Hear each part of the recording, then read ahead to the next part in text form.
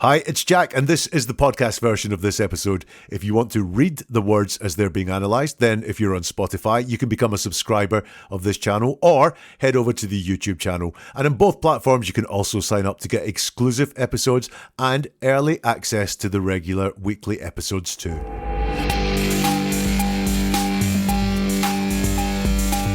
A Deadly American Marriage is doing big business right now on Netflix. It looks at the murder of Jason Corbett and the involvement of Jason's wife Molly Martens and her father Tom Martens. I have the 911 call, which raised a lot of suspicion about how truthful Tom and Molly were being. Like here. Tell me what happened. Did you hit him in the head or? Hit him in the head. With what? With a baseball bat. With a baseball bat? Yes, ma'am. He was choking my daughter. He said, "I'm going to kill her."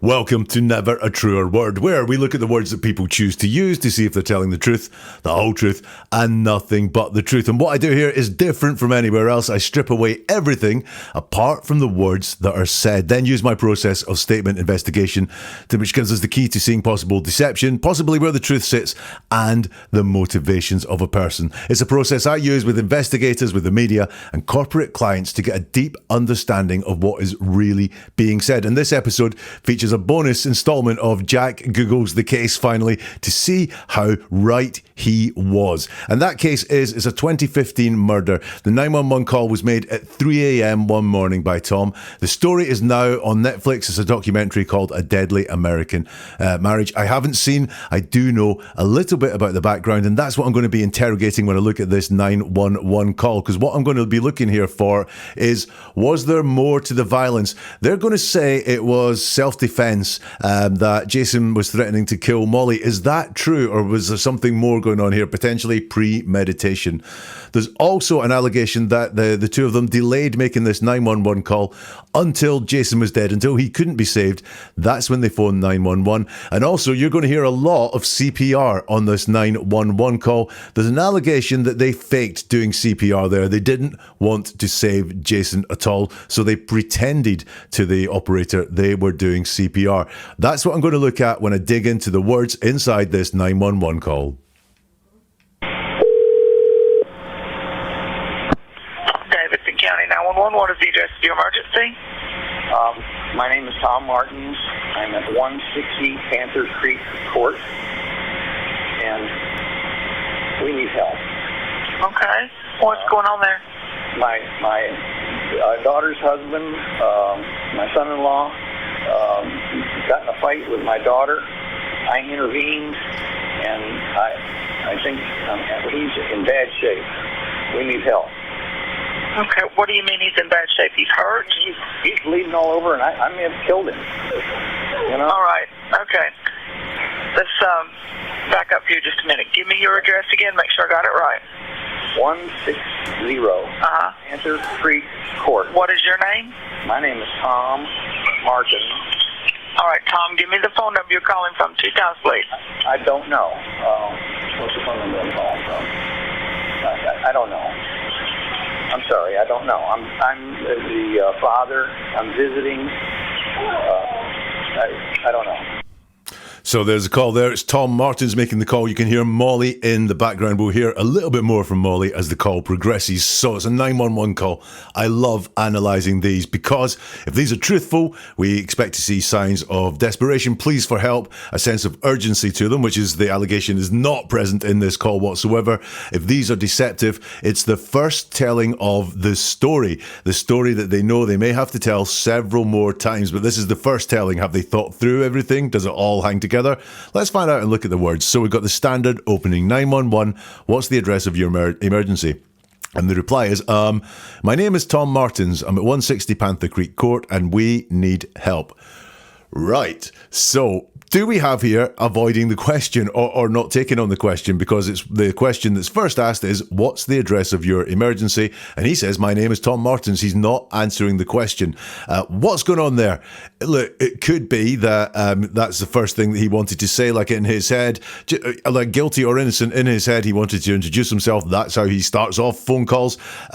Or is it that, as is the case in many deceptive 911 calls, there is a story ready to tell. The person making the call has gone through and thought about their story as they go, all the things that they're going to say on this 911 call, and boom, they don't really answer the question that's asked because they're more interested in telling this story that they're solid with. They know this story, so any questions that take them away from this story cause them a bit of sensitivity.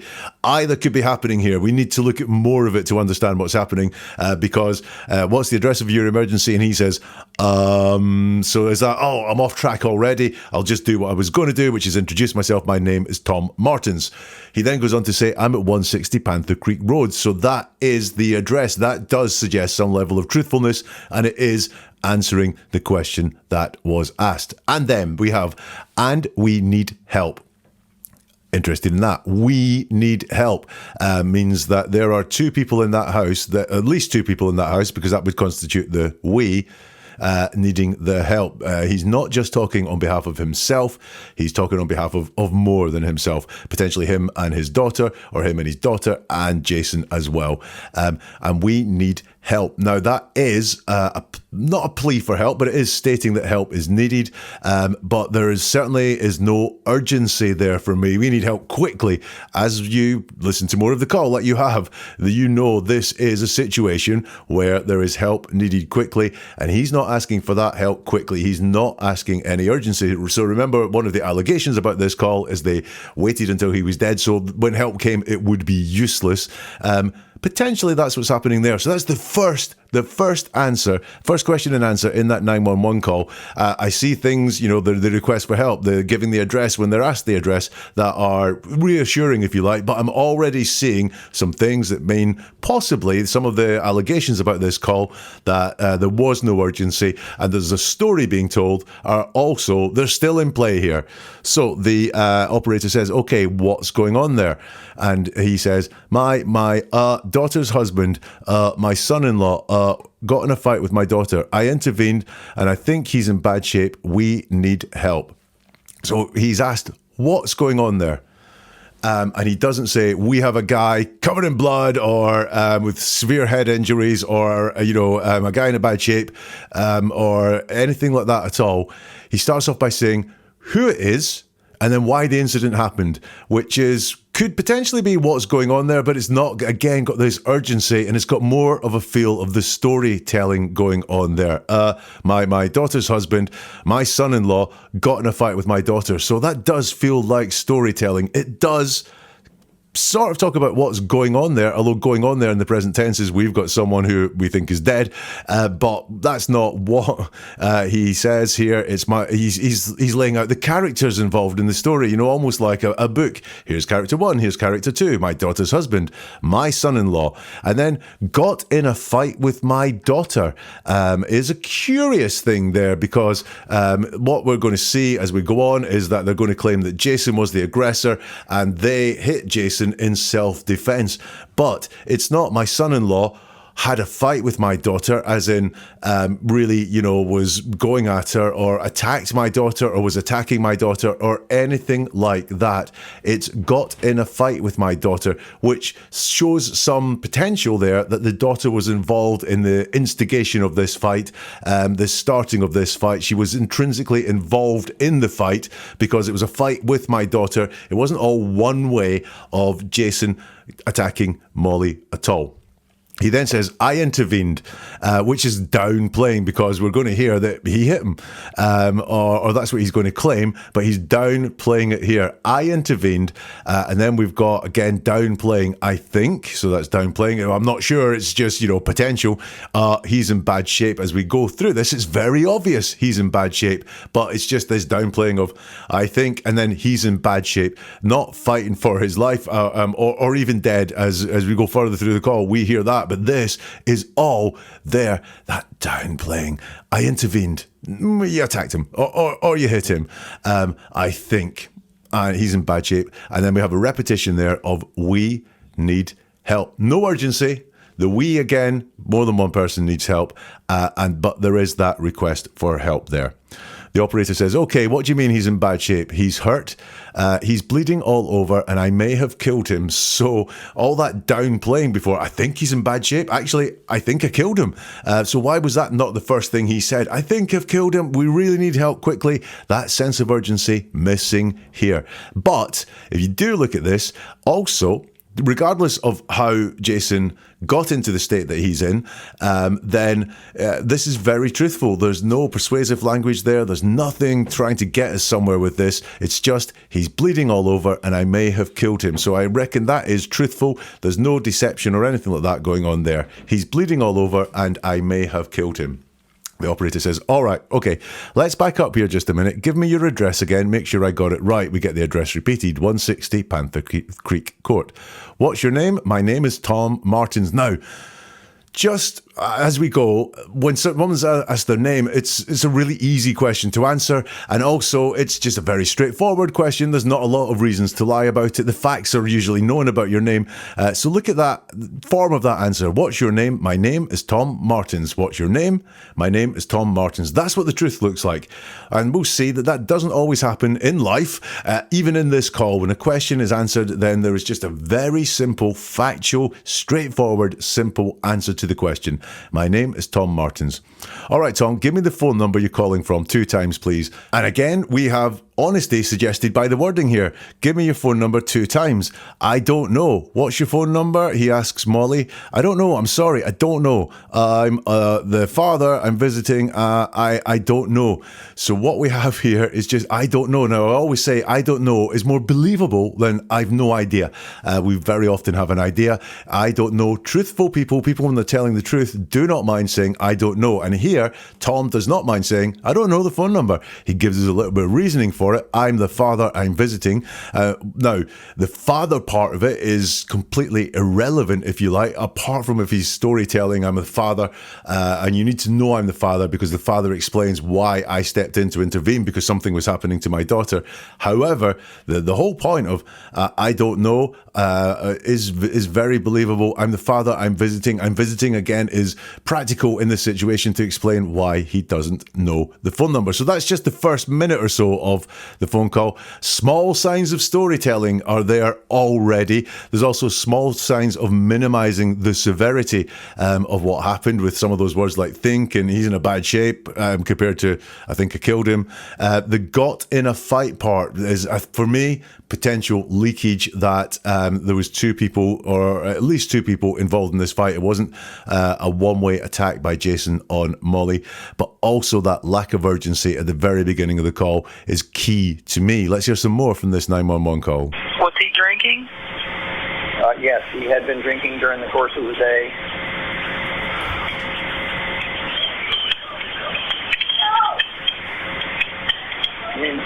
My partner's dispatching the ambulance in the office while I get the information. Okay. All right. Are you right with him now? I am. How old is he? How old is he? 39.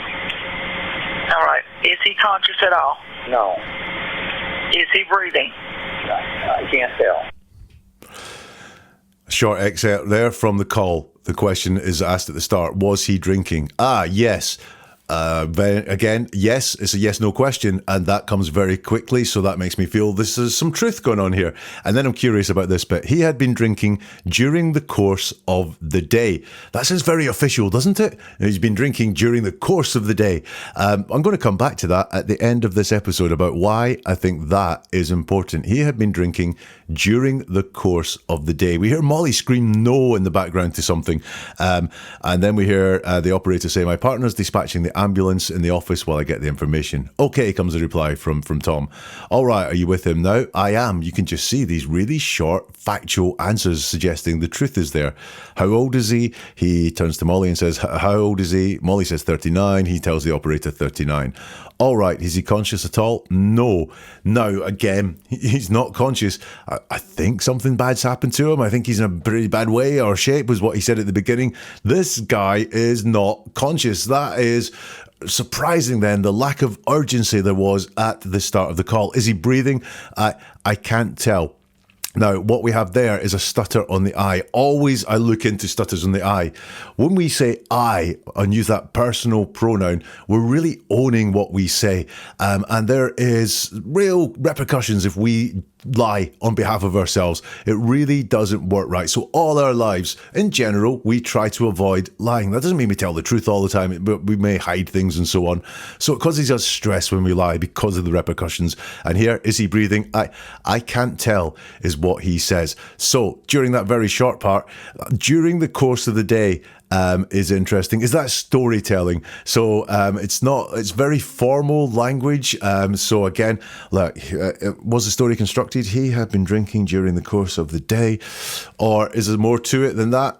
I'll let you know at the end of this episode. But there are few in that bit, if any, red flags. I can't tell is there, but he's just showing us what the truth sounds like, so we can look at that, and that's his template, if you like, for the truth. And when we see him deviate from that template, then we may be picking up deception. Let's get some more from this 911 call. All right, what I need for you to do is I need someone to roll him onto his back, flat on his back. Okay. Hang on.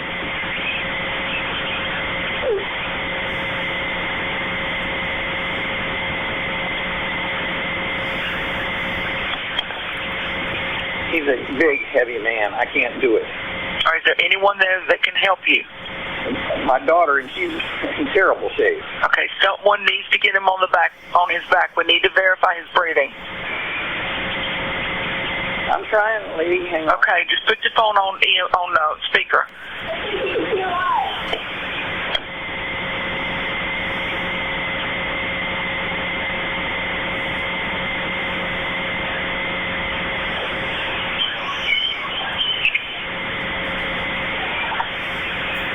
Okay, I've got him rolled over. All right, I want you to put one hand under his neck, the other hand on his forehead, and tilt his head back.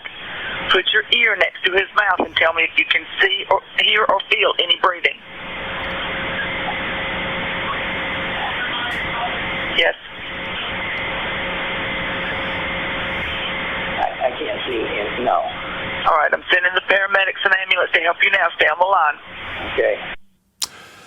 Right, we have now more going on in that call and some physical action as well. The operator tells Tom, what I need for you to do is I need someone to roll him onto his back, flatten his back. And the response is, okay, hang on.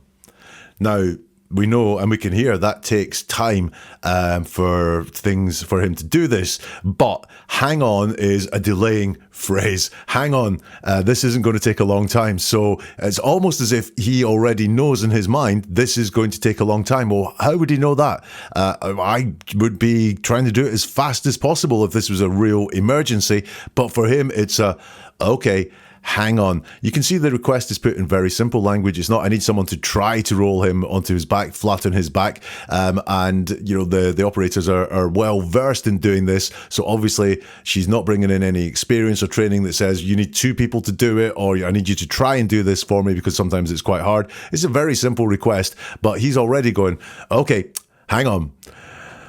And then there's a long delay after that. And he comes back and says, he's a big, heavy man. I can't do it.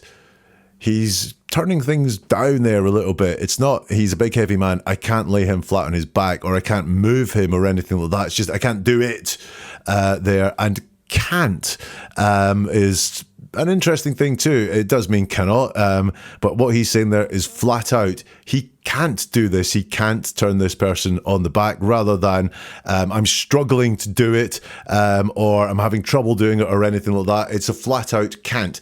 I'm not saying this is a lie. What I am saying is it's an interesting choice of words. It's and again, he leaves it at a full stop. He's a big, heavy man. I can't do it.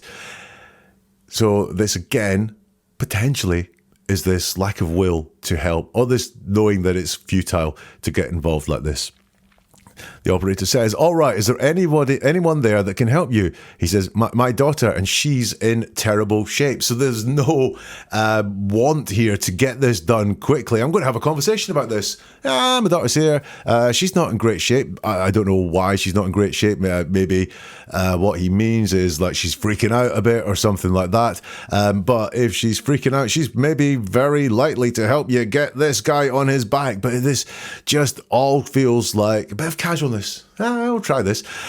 So yeah, there's some interesting things going on there. There just does not seem to be urgency, and more than that, a will to help, like a burning desire to get things going on with. That's not coming through in these words there at all.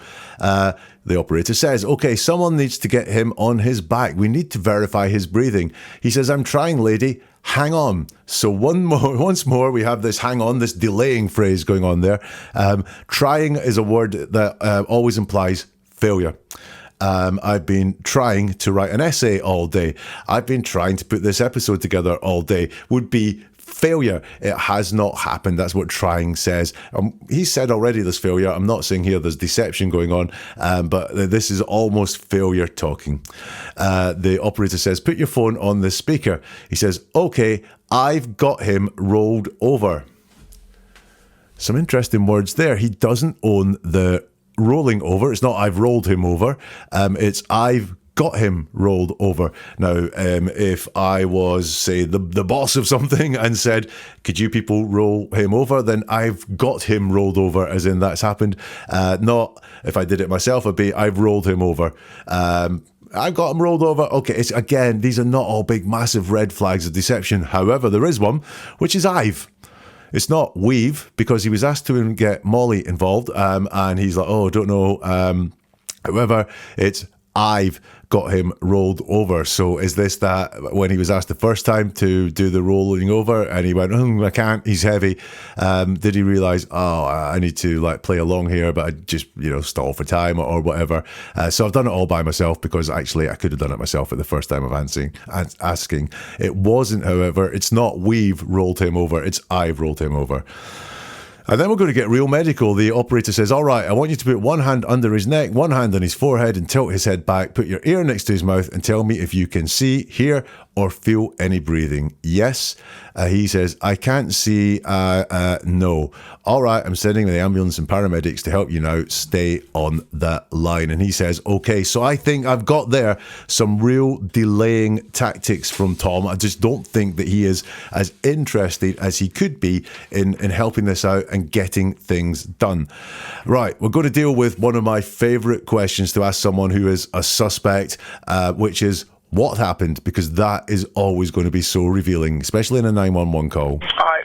Tell me what happened. Did you hit him in the head or? Hit him in the head. With what? With a baseball bat. With a baseball bat. Yes, ma'am. He was choking my daughter. He said, I'm going to kill her.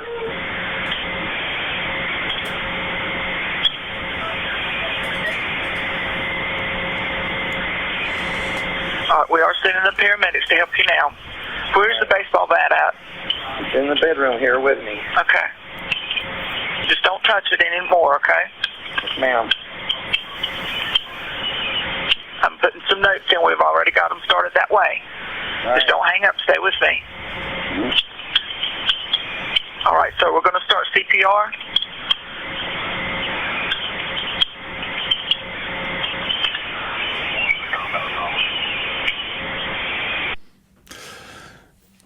Big pause at the end there. We'll come to that as we go. Tell me what happened. Did you hit him in the head or, and she leaves that hanging, and he says, I hit him in the head. We've got a very straightforward phrasing there. Again, this is his template, I think, of truthfulness. I, so the person in there, there's ownership in there, no stutter on the I. Hit him, so what happened, who it happened to, and how it happened, in the head. The first time I heard this, I went, in the head? Wow, that sounds even worse than on the head. I hit him on the head would be bad enough. I hit him in the head. It doesn't really bear thinking about. However, that is actually him reflecting back the operator's words, because she says, did you hit him in the head? Or he says, I hit him in the head. With what? With a baseball bat. straightforward, very short, concise answers. I believe this is all truthful. With a baseball bat, she says, question mark. And he says, just now, he was choking my daughter. Right. He says just now. He wants to show the immediacy there. It's got the word just in it. Regular viewers will know just is a red flag for deception word. Again, I always say it doesn't mean lying is happening. It doesn't mean deception is happening. It doesn't prove someone is being false, but it deserves looking into when someone says just. And he says just now. Now, he wasn't asked when it happened, but he feels the need to say this is a very recent act, just now. So again, look at that allegation that's there, that this was something that happened and then they delayed for a while and then they called 911. Well, why his need to storytell and to say when it happened just now? He wasn't asked about it. He also wasn't asked what Jason was doing that got him to hit Jason on the head with the baseball bat.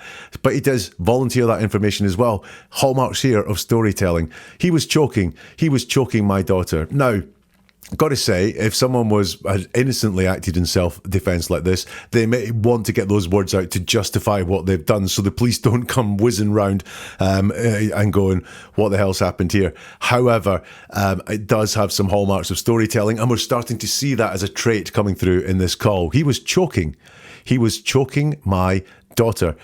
He was choking my daughter, is what he has to say there. So earlier it was a fight that got into with someone, and now it's choking. So now when we're maybe in the storytelling part of it, the actions are all on Jason towards Molly. He said, I'm going to kill her. Interesting there that he picks up a quote. It's not he was saying he was going to kill her. No emotion attached to it either. If you'll see all of this, just now, he was choking my daughter. I was frightened for her life, might be something that we would say. I was worried that something really bad was going to happen to my daughter. I was scared for her life. None of that is there. It's just actions which can come out. In storytelling, it's very easy to make up actions in storytelling. This happened, this happened, this happened, this happened. People forget to make up the emotions. I felt like this. My senses were doing this. Those things tend not to come out in made up storytelling. He said, I'm going to kill her. So he's gone all the way of getting a quote out there. Again, this feels like a book. You know, we've introduced the characters. He's introduced some actions, and now he's got quotes. He said, I'm going to kill her. No, he said he was going to kill her. He's told, all right, we're sending the paramedics to help you now. Where's the baseball bat at? It's in the bedroom here with me. Okay, don't touch it anymore. Yes, ma'am. Straightforward. I believe all this stuff is true. I believe the baseball bat is in the bedroom with him. That's really easy to believe. Also, you'll notice that that's one of those things. The police are going to be around there anytime soon, and they will know if he lied in this 911 call, if he said the baseball bat's miles away, downstairs, and it's not. So he's, no reason to lie about this. In fact, lying would be really bad to do here. Therefore, we can really see what his truth looks like. It's very straightforward. It really is. Okay, don't touch it anymore. Yes, ma'am. I'm putting some notes in. We've already got them started that way. So she's saying, look, the help is on the way. She says, just don't hang up. Stay with me. All right, sir, we're going to start CPR. And then we get a very, very, very long pause. So in that little section there, what happened is always a great question, just because that is when people have to start telling stories or just start telling the truth. And you can see there, he's got a mix of them. I think he's got some storytelling going on, but we've got some red flags. Just now, he said, and the choking, I think, are all red flags here. Coming up, we're going to hear the CPR being done, which is one of the cruxes in this call that people think is fraudulent, really. Do you ever feel like you're not being told the full story? I feel like we're getting that on the 911 call. I feel like we're getting a different story from the real one. And this is happening all the time. If you look at someone's words, that is the key to seeing deeper. It's about hearing the world with new ears. And I'm on a mission to share this with as many people as possible. So if you want to unlock that secret, subscribe to this channel now or follow it. Join the movement and dive into the archives. I've done a lot of work looking at 911 calls, including the John Benet Ramsey case Molly's 911 call, you can dig into those and learn a lot more about how the words really inform the reality. And do you know someone who needs that skill, someone who deserves to hear where the truth sits? Then hit the like button. That helps us get to more people. Share it with people as well. Recommend it to others. Pass it on, because every single click that goes on, every single share, it fuels the fire. It allows me to dig deeper, to analyze further, and to bring this life-changing skill to even more people. Let's get on with this 911 call now. All right, he is still on his back? He is. All right, I need you to make sure that his mouth and nose are clear. It's a mess. I know, you need to clear it. Okay. Just give me like a washcloth or something.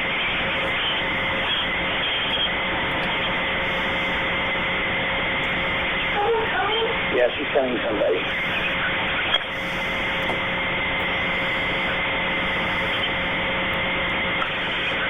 Okay. All right, everything is clear?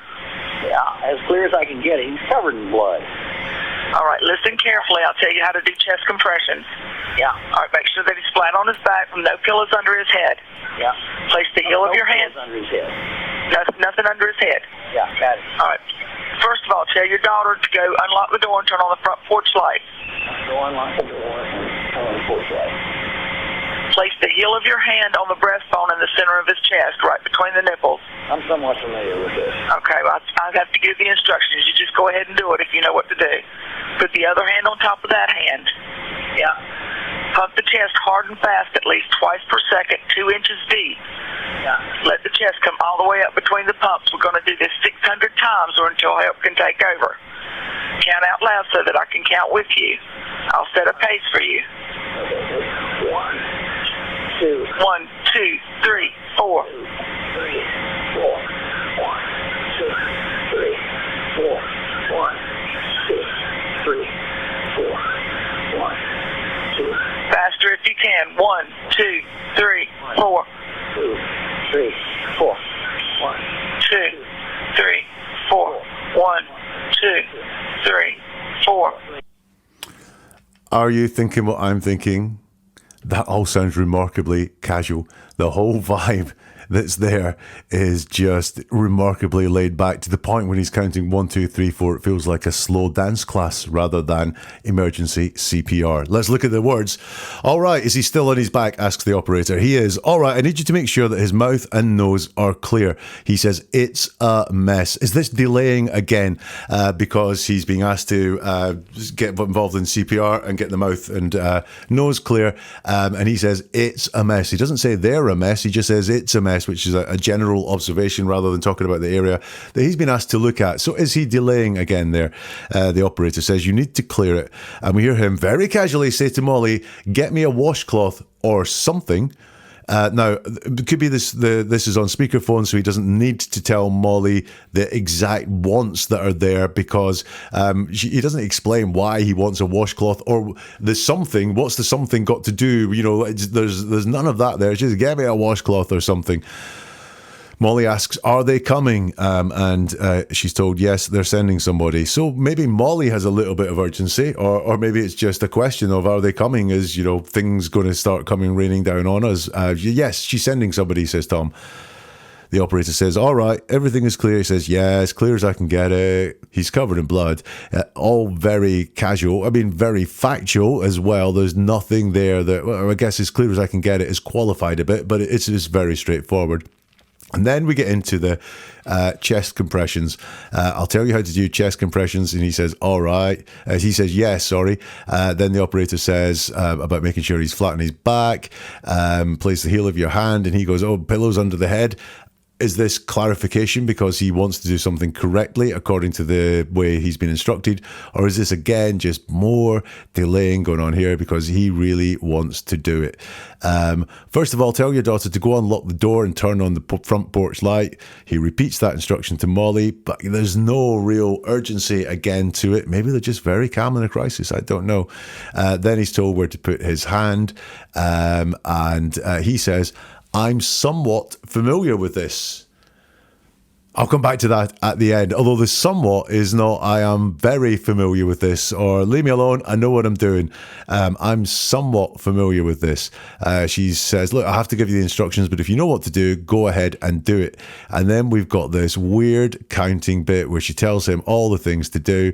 And he, although he's somewhat familiar with this, goes way too slow, certainly in this operator's view. He's kind of going 1, 2, 3, and she's going, I'll set a pace for you. 1, 2, 3, 4. So if he's somewhat familiar with it, that somewhat is true, and he doesn't know the pace to go there. She has to tell him to go faster if you can there. So look, I think more evidence of delaying there, not a sense of urgency, very laid back to the point with the compressions. If he's familiar with it, if he knows what he's doing there because he's had training or first aid training or whatever it is, not very memorable. There just seems to be delaying and no sense of urgency there. The CPR continues on the call. I'm handing the phone to my daughter. All right, that's fine. Hey, are you with me? Yeah. All right, listen to me. I need you to calm down so that we can help him, okay? All right, your dad's going to need some help pumping. I need you to get ready to pump, okay? Okay. When he gets to 200 pumps, you're going to take over. Okay. He can show you how to place your hands, but I need you to stay calm. I'm certified. I just can't think. Okay, you have to stay calm. Let your training take over. We need to try and do this to help him, okay? Oh, okay. All right, keep your dad pumping. 1, 2, 3, 4. That rate. 1, 2, 3, 4. 1, 2, 3, 4. 1, 2, 3, 4. Good. Here we get to hear from Molly in earnest for the first time in the call, because Tom says, I'm handing the phone to my daughter. She's asked, are you with me? Molly says, yeah. Then we get more on the instructions for how to do CPR, and we just get one word answers. She's just like, oh, okay. And then there's more instructions, and it's this, oh, okay. Not engaging really with the operator here. And the operator says, he can show you how to place your hands, meaning her father, but I need you to stay calm. Molly says, I'm certified. I just can't think. So what we want there, or what Molly wants there, is the impression of, I know what I'm doing here, but my mind's all over the place. This is a horrible situation for me. That's why I'm really not taking in what is going on. But the words don't really say that, or they point to maybe something else, because she says, we've got the stutter on the I again, so is she nervous about telling a lie here? Just can't think, so we've got the word just there, and can't think. Well, thinking has got very little to do with this. This is, if she's certified, it's a memory exercise, so it's allowing your memory to come through. If she doesn't know, or if she needs a refresher, it's a listening exercise, but that's not the reason she gives for why this is not going to be happening very smoothly. It's she just can't think, and I just can't think. Don't look any more in it. Just focus on the thing that I've just told you to focus on, is what could be happening here. She's told you have to be calm, let your training take over. We need to try to do this to help him, okay? Again, we just get this, oh, okay. All right, keep your dad pumping. 1, 2, 3, 4, that's right. And then we get this asynchronous out of time counting of the 1, 2, 3, 4, the 1, 2, 3, 4. Again, a lack of urgency and a lack of a desire to help are apparent here in this part of the 911 call. Let's listen to another section of the 911 call. Swim cook, certified. Yeah, she said that she's certified. Her training's taking over now. Are you rested enough to take over for her? I guess I'll have to be. What's your name? 1, 2. What is your name? Molly. All right, listen to me. This is the count. 1, 2, 3, 4. 1, 2, 3, 4. 1, 2, 3, 4. In this part here, then, we have Dad being proud of daughter. She's a swim coach, certified.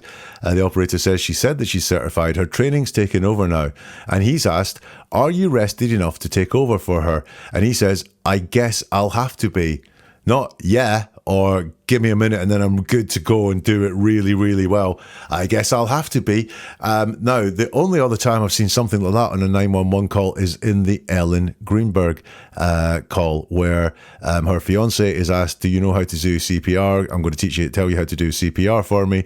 And he says, I guess I have to, right?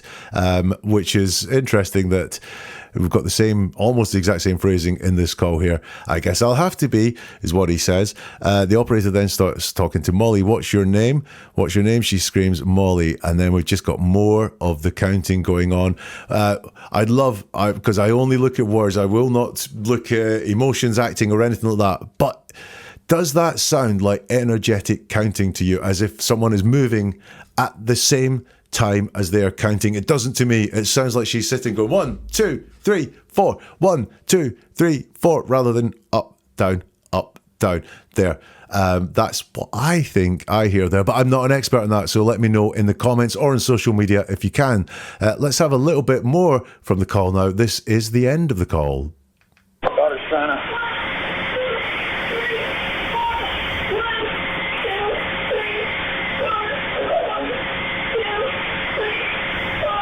All right, sir. Yes. All right, take your daughter and back away and let them do their job. Let them do their job. Try and keep her calm, okay? Okay. Y'all did a good job. Molly. Let them do their job. No.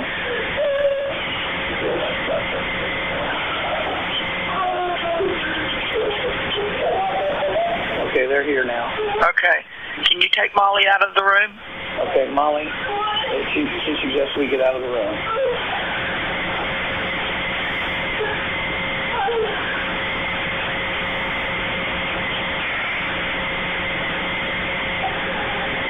Okay, are you okay? As much as possible. I understand. As much as possible. Are you okay? Yeah, I'm okay. Okay. All right. Law enforcement's on the way. If I can do anything else, just let me know, okay? No, I need to get my daughter out of there. Okay. All right, call us back if you need us.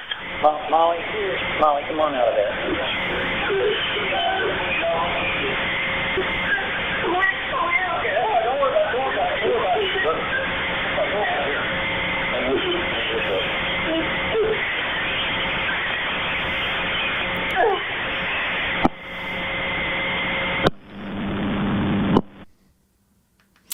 And that is the 911 call, that very bit at the end there. It starts with I've got a. It might be the word siren. I could not make out what it was, and I listened many, many times to it. Believe me, whatever it is, it's signaling that help has arrived, I believe. If there is, I got someone outside or something like that, it's signaling that the help has arrived. And did you notice Molly's tone becomes more and more frantic the more that people arrive and get closer to her there? That's interesting. Yeah, we can all think of reasons why that are.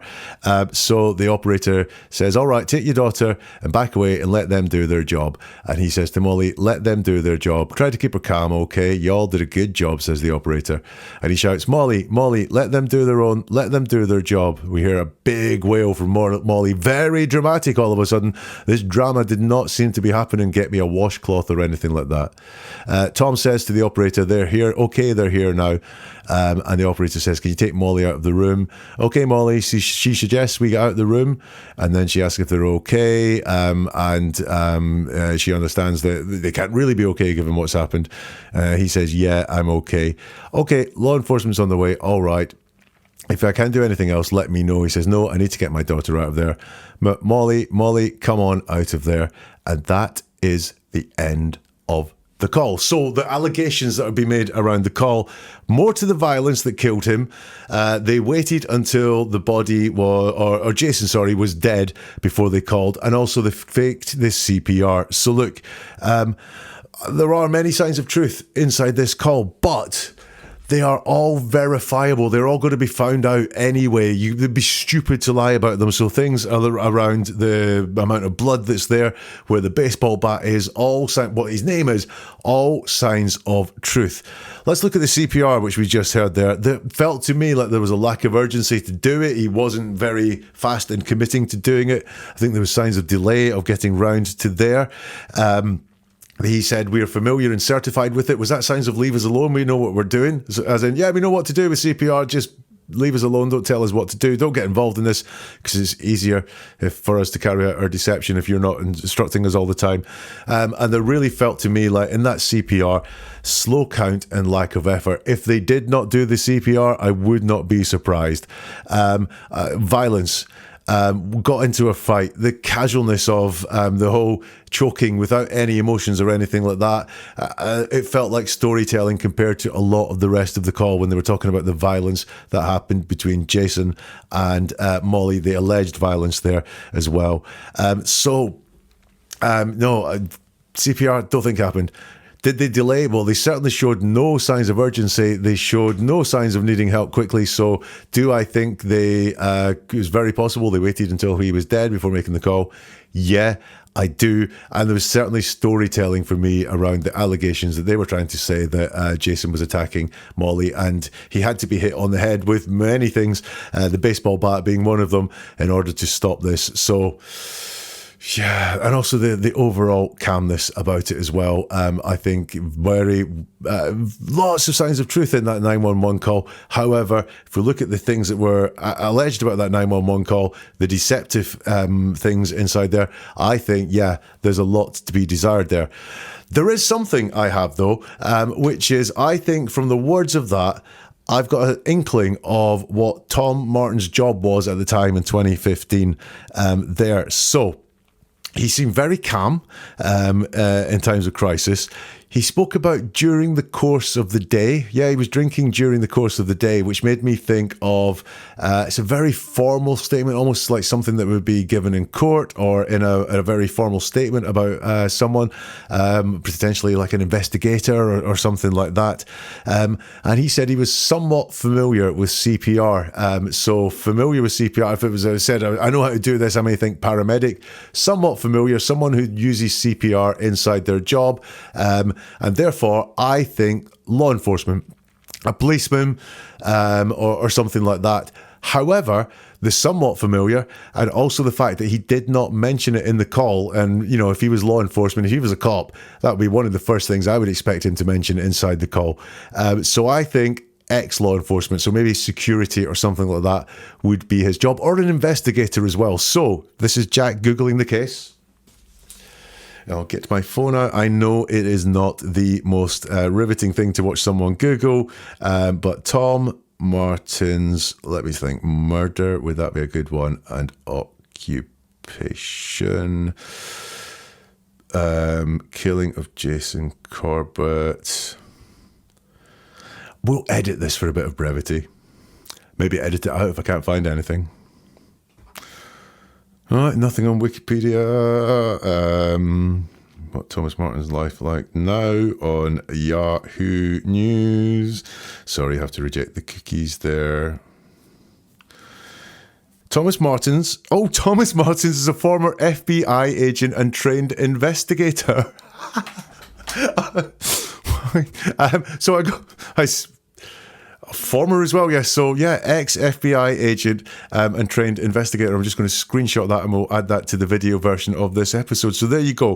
From the words that I saw there, which were I've just kind of shot myself a little bit there now, which was during the course of the day, somewhat familiar, and also that calm demeanour that was there. I did think, law enforcement, FBI, I think I will take that, and investigator as well. Yeah, so there you go. That is what you can get from looking at the words that someone uses. It's not all about truth and lies. You can find out a lot more beyond that as well. What do you think about deadly American marriage? Do let me know in the comments here if you can, or on the socials.